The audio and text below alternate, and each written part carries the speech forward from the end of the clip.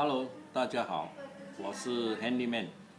这一集呢，要为大家介绍的呢是如何维修厨房水龙头，就是这个 kitchen faucet 或者是 kitchen tap。由于这个厨房水龙头呢使用率非常的高，同样的呢损坏率也高。那么厨房水龙头呢，通常损坏的部分呢就是里面的这个阀门长期使用磨损，然后形成滴水现象，也就是关不紧，没有办法关紧。那么这个厨房水龙头呢，跟我上一集介绍的那个水龙头呢，它结构上有一点不同。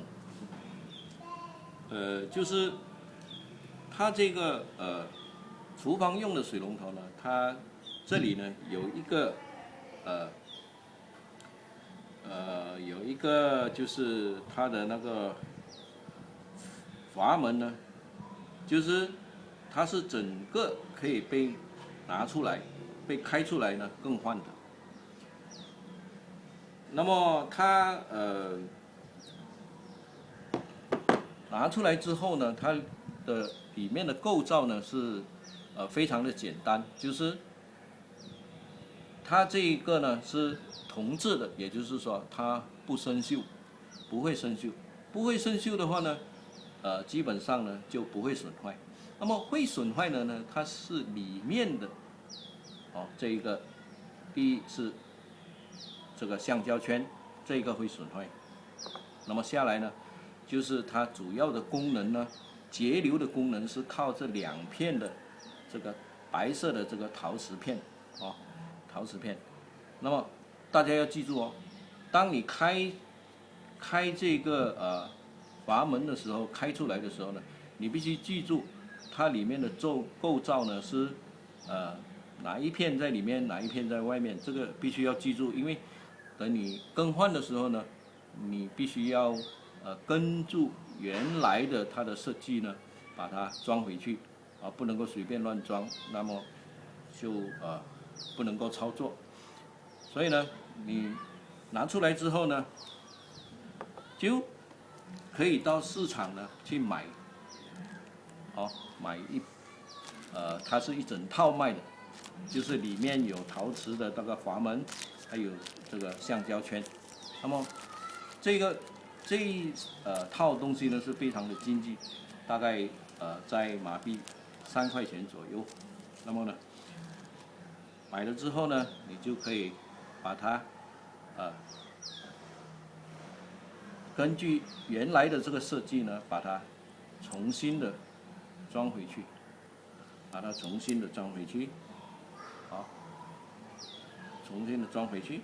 然后把它锁回，不要锁得太紧，只要觉得它锁稳了，就能够了。然后呢，就可以重新使用，而不需要更换整只的这个水龙头。那么又达到节省，然后又环保的这个目的。但是呢，有一个问题，就是呢，这个水龙头呢，在我们安装的时候呢，我们一般上呢都不会去把它整个就是把它整个的解体，然后呢把它检查一下这个水龙头呢到底能不能够被更换，里面的零件能不能够被更换。这个有时候我们就是没有那么细心就会疏忽。那么这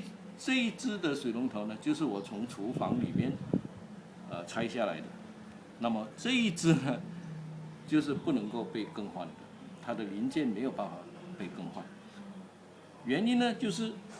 这个厂家他把这个里面的这个cartridge 呢，他把它涂上了这个粘合剂，然后把它粘死在水龙头那里。就是说，如果有一天它滴水了，你也没有办法把它开出来。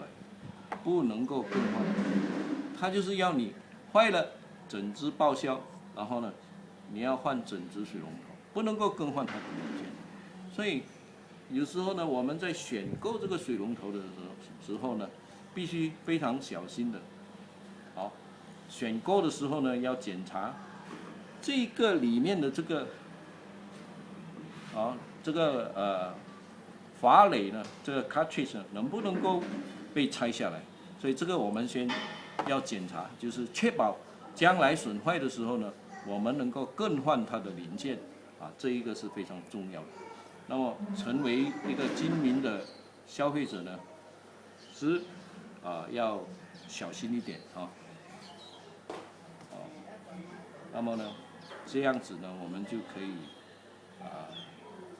节省了不必要的开销。